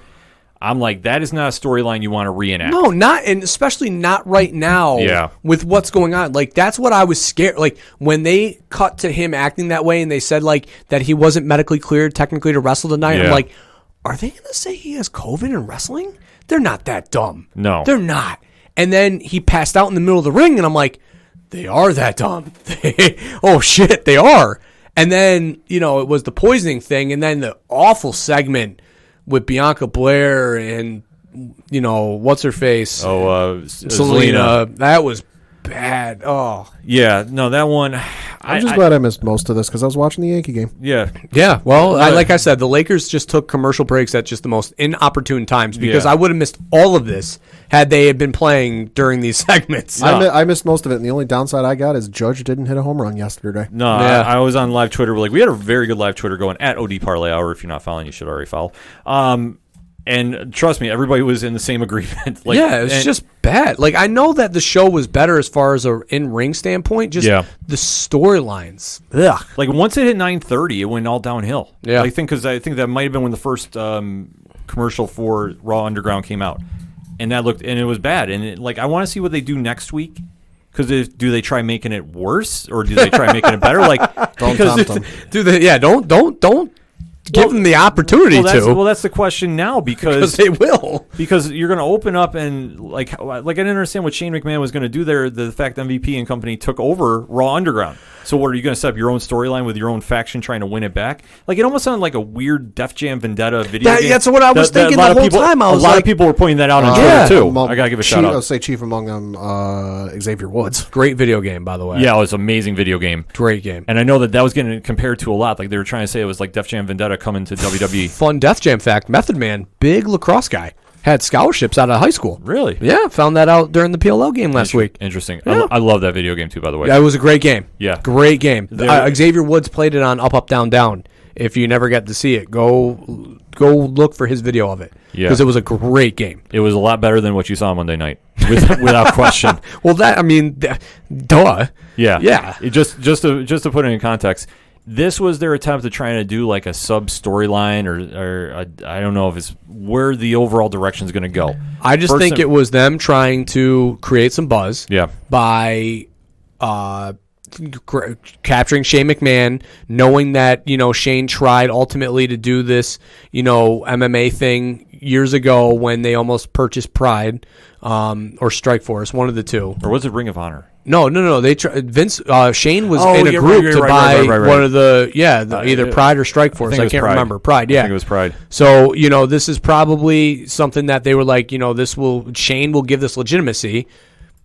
No, you needed legitimate guys to give this legitimacy, not Shane McMahon. Yeah, and the weird dancers that were stripping but not. Yeah, it was just a bad segment. So if you really want something to really give you a headache or really try to figure out, newsflash WWE, as a 32-year-old male who's in the Demo God graphic, 3 women dancing in awkward clothes is not going to bring my attention to your show. Yeah, because that's what the internet is for.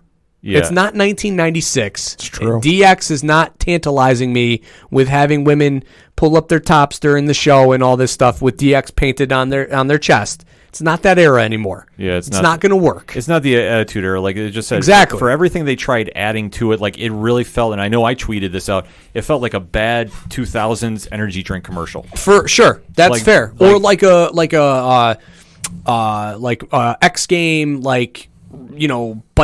dirt bike rally type situation. It was something so straight up out of the 2000s, which it was just so where are we going like with a bad Vince Russo WCW show. Yeah, like it had such a real bad. This whole segment just was so bad, and they broke it up in different parts, and there was no direction to it, and you could definitely tell there was no direction going on. Did you see the part where the girls started fighting and they were like? Yeah. And Shane just said, hey, we've got next week, girls. And they were like, okay, back to dancing. No, that doesn't work. You got to get one of them out of there then. Yeah. They should have kept fighting. Yeah, for whatever they were trying to pull off, it was a bad segment.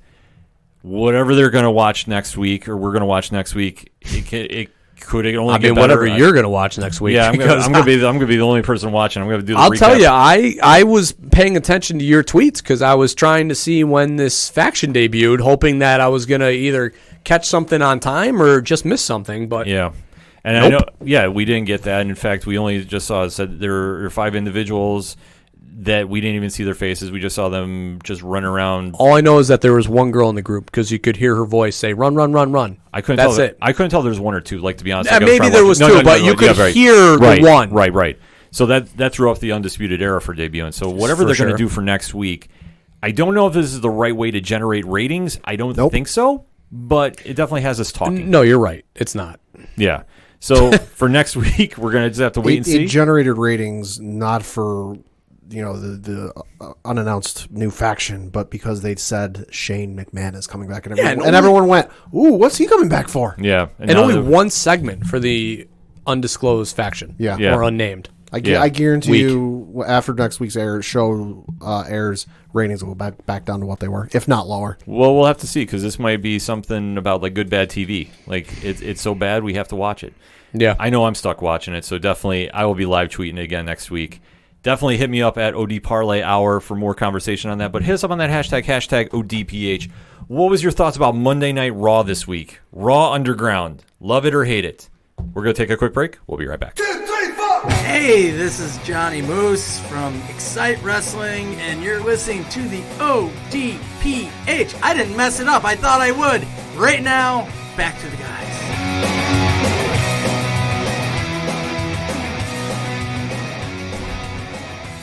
Coming back for the final segment on this edition of the ODPH podcast. As far as the local minute goes, excitewrestling.com. Get your tickets for Drive Up Wrestling. Get them now. Get them now. They're going quick. They're flying right now. 2/3 have been sold already for Drive Up Wrestling, August 22nd, Oakdale Mall parking lot. It is going to be a event to remember if you are a longtime Excite Wrestling fan or if you're an independent wrestling fan and you know the name Joe Gacy. It is his final show at Excite. It has been announced. Where he's going after this, we don't know. We're still trying to get Johnny Moose to come on the show. He's had a couple things to go on. And John, positive energy going out to you and your family right now, too, from all of us here at the ODPH.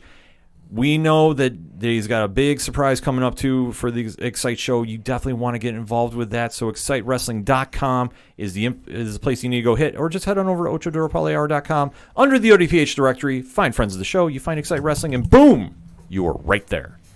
But let's round the bases and take it home. Lead off, Pad. Sure, got to talk a little baseball. Season's still going. Yankees first place. 8-1 record, looking real good. Judge hitting the ball absolutely out of the park. Had 5 straight games with a home run.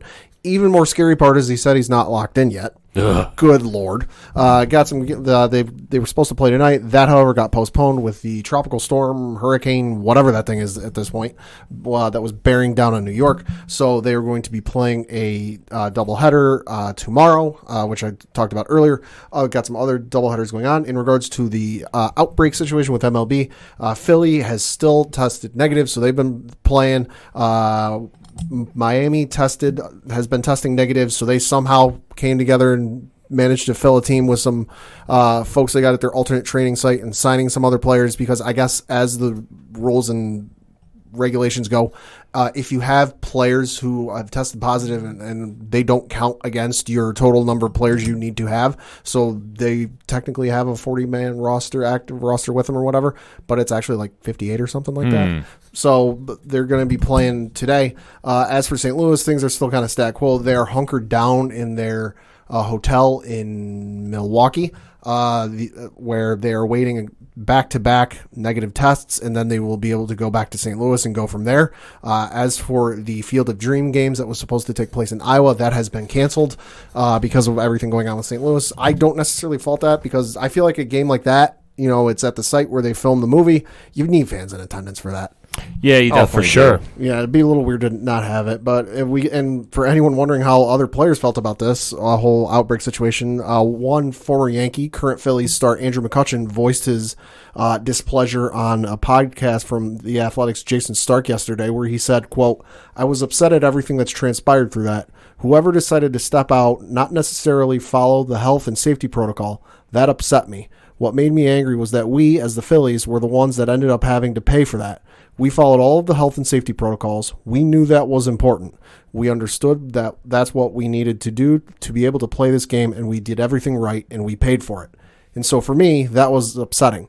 I'm sitting here at home watching 28 to 27 to 26 other teams play, and we're sitting at home, all testing negative, by the way, and we have to watch this happen while we did nothing wrong. So for me, that was very upsetting. It was very upsetting that we did everything right, and we're still the ones paying for it," close quote.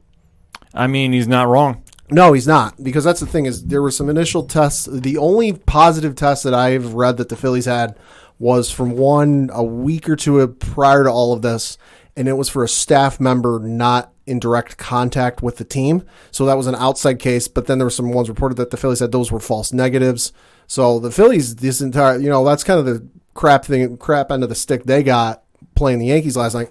Outside of practicing on Sunday, they hadn't played in a week. And hey, congratulations, you haven't played in a week. Go up against Garrett Cole and the Yankees. Have fun. So absolutely awful for them. Moving on to some other baseball news. You got a lot of pitchers getting injured, but most notably, the Angels have shut down their star player, Shohei Ohtani. and he's also listed as day-to-day as a designated hitter. It was reported that he has a strain of the flexor pronator mass near his surgically repaired elbow, and will cease pitching for the foreseeable future. I believe it's a grade 2 strain, which means he's done pitching for 4 to 6 weeks, which is essentially the season. Yeah. But the main concern is he underwent Tommy John surgery in October 2018. And might be needing more Tommy John surgery. Oh, that's awful news to hear. Man. Yeah, absolutely Tommy terrible. John, not good. No, absolutely not good. So wishing him the best. Also wishing the best to Atlanta Braves ace Mike Soroka, who got injured. He tore his Achilles last night. Absolutely phenomenal pitcher. One of the bright up-and-coming players who had to get taken off the field last night. So wishing him the best of luck and very speedy recovery. Baseball's back in a big way. Yankees are looking very, very good right now. Yeah, they are. So definitely you got to keep watching some more games. Swept Boston. Yes, it's always a good feeling when that happens. Yes. Coach, it's time to talk some lacrosse. Yes. Get your shot glasses out because it's lacrosse talk time. We've got the PLL now are in their playoffs after a grueling tournament play. I guess basically you could call it pool play. The Whip Snakes came out, your defending champion and number 1 seed, who got a bye going into the playoffs. So they actually get 4 days rest and don't have to play again until Thursday. We've got games going on as we speak as the Chaos, who are the 7 seed, are absolutely taking it to the Chrome right now, who is your 2. Later tonight, you've got the Water Dogs versus the Redwoods, which I look for the Redwoods to win that game. And then you have the Atlas versus the Archers, and a rising star on the Archers and Grant Ament, who is the Big Ten reigning points all-time scorer in Big Ten history.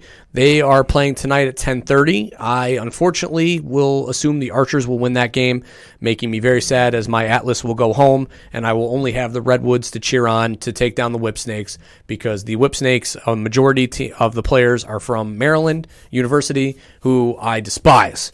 So go anybody but them. So those games will be on Thursday, and the championship game, I believe, is on NBC at 12. So another nationally broadcasted game for the championship. Last year's game was an overtime thriller.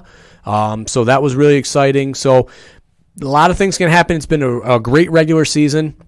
No hiccups, no real sustained injuries. So that's been tremendous. It's always a grueling thing when you're playing so many games in so many days.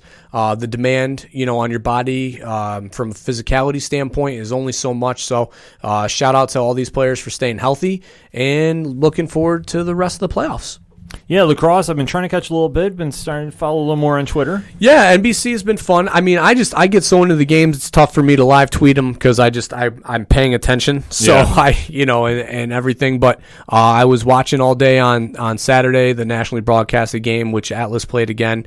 It's been tough. I mean, to keep my phone out and watch the game at the same time because I get so invested. But just anybody but the Whip Snakes, guys. I can't stand those guys. I'm with Coach on this. But Matt Rambo is a hell. I mean, he had fucking 5 points in the second quarter of a game. 5 points. Yeah. So he accounted for 5 goals. That's tremendous. That's a lot. That's. I mean, you to be 1/3 of your offense for a quarter is pretty damn good. So Matt Rambo playing great. Probably going to win MVP again. So that will be something. But it's been a great season. It's been a lot of fun.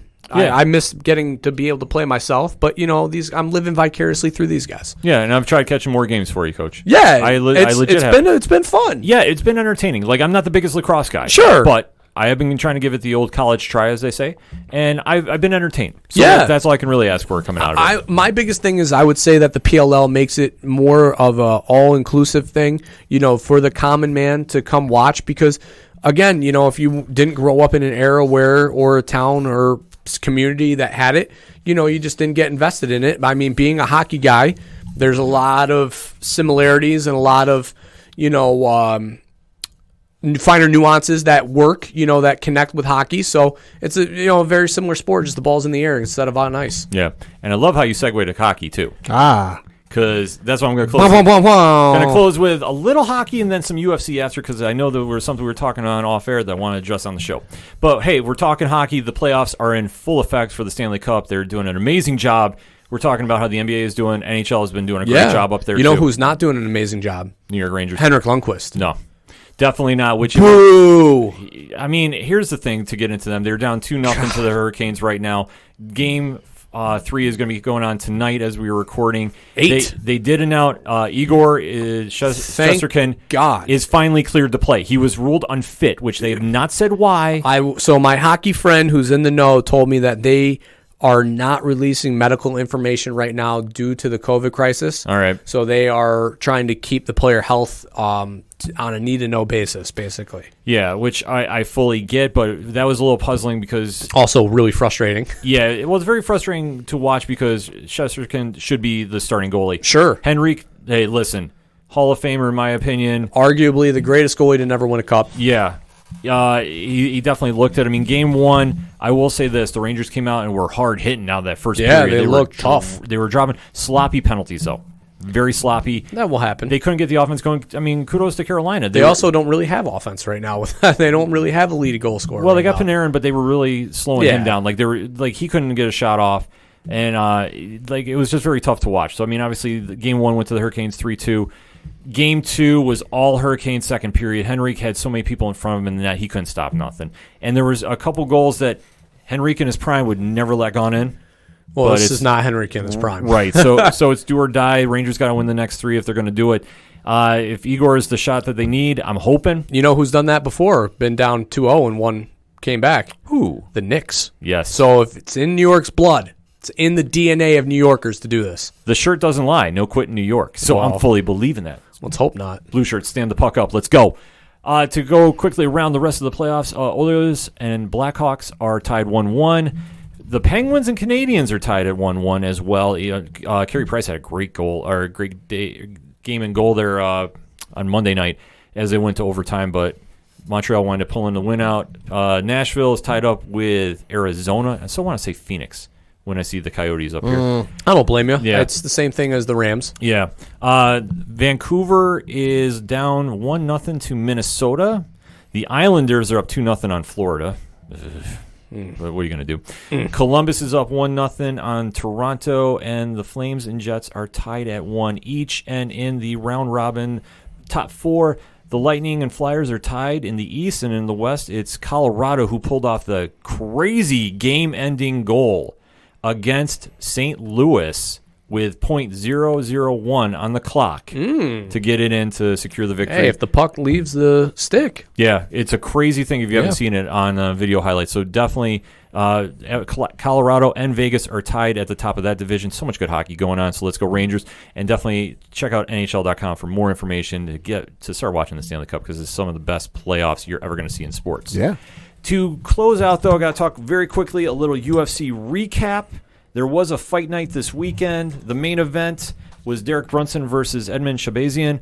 Shabazian was the big hype fighter, 11-0 coming in, and out of Ronda Rousey's camp, and got, dare I say, exposed a little bit. Yeah, a little bit. I mean, hype train got derailed. I for sure thought he was knocked out. Yeah. I mean, he came out of that corner and was wobbly-legged. Yes.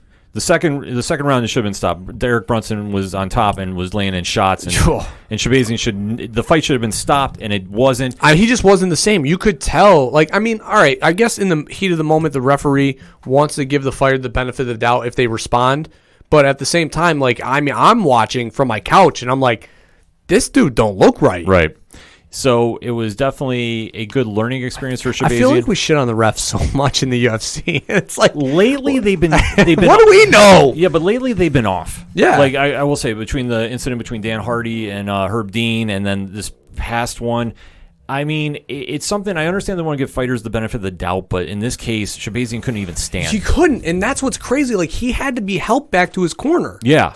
And that's never a good sign. No, and the fact that they let him come out of the corner for the beginning of the third was atrocious. Didn't the head judge, too, like the medical judge, come and look at him, too? Yeah. That's nuts. And they all kind of said, well, can you go? And, of course, he's going to say he can go. He wants to fight. Unless his corner man stands up and says no. Yeah, which they should have, in my opinion. But, he definitely wound up getting the loss, so it'll be a learning experience for him. Derek Brunson definitely was very excited about it.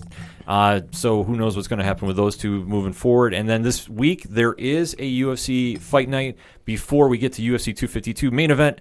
Alexei Olenek against Derek Lewis. Oh, so that's why I saw the Derek Lewis compilation. Yeah, Yeah. baby, let's go. Yeah, so those promos had me hyped. yes, Derek Lewis all day. Also, the compilation also included the greatest post-fight interview of all time. Derek Lewis, my balls are hot. He looks in shape too. Yeah, he looked good in that interview. I mean, the training montage that they gave him made him look physical.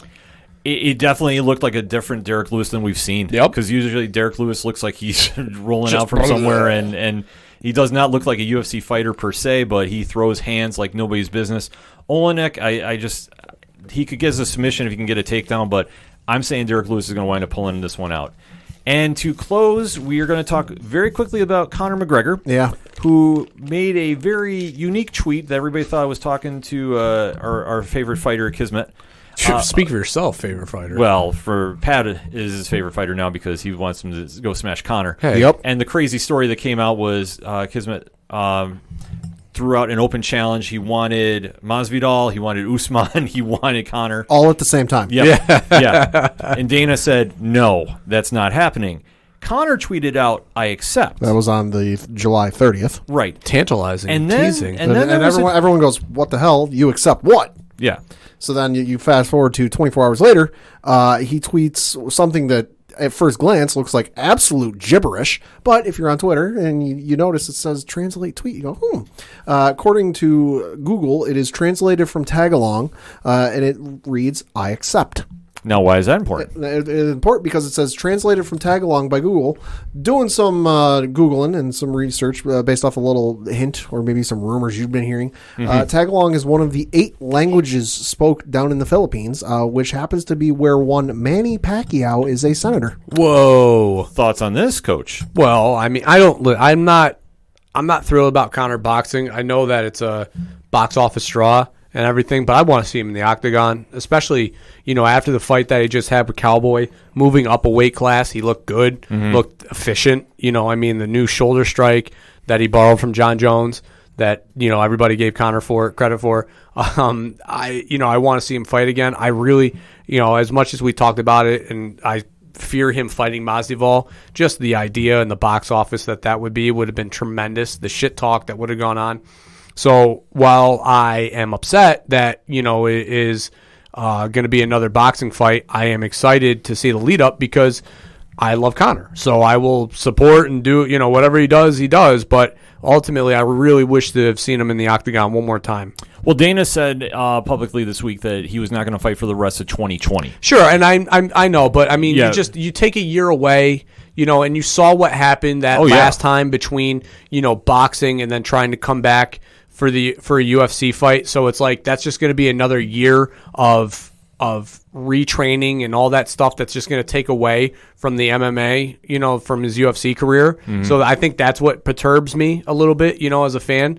But I mean, ultimately, him and Pacquiao would be tremendous. Oh yeah. I mean, Pacquiao will dissect him, so that will suck, but it is what it is. There was a point that I was catching Mike Tyson's been doing a little interviews because he's returning to boxing. Yeah. I don't want to get into that card. But he was talking about Conor fighting.